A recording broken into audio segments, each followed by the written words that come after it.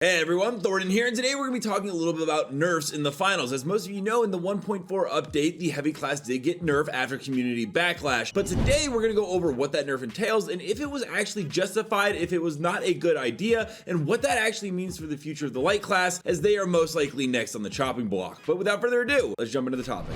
The recent patch notes have sparked quite a debate within the finals community, especially among heavy class enthusiasts. The adjustments to the Heavies mesh shield ability, dome shield gadget, and the RPG-7 rocket launcher have undoubtedly altered the dynamics of the class. The reduction in the mesh shield's health from 1250 to 1100 and the dome shield's health from 350 to 300, along with the decrease in the RPG-7's damage and radius, signal a concerted effort to balance the heavy class, as many players had been calling for on Steam before that happened. While some players may initially express frustration at the nerfs, it's essential to consider the broader implications and potential benefits of these changes. Game devs often implement adjustments to maintain a healthy and diverse gaming environment. The intention is not only to prevent any single class from dominating the meta, but to also foster strategic diversity and promote a more engaging and dynamic gameplay experience. Now, let's delve into the question of whether the nerfs are ultimately good for the heavy class. On one hand, reducing the power of certain abilities and weapons might bring the heavy more in line with the other classes, most notably light, which is a little overpowered, as some people have also been complaining, preventing it from being more overly dominant. This can lead to a more balanced and enjoyable gaming experience for all players involved, as no single class can then dictate the outcome of the matches. However, once again, it's crucial for developers to carefully monitor the impact of these changes on the overall gameplay. Usually buffs and nerfs like this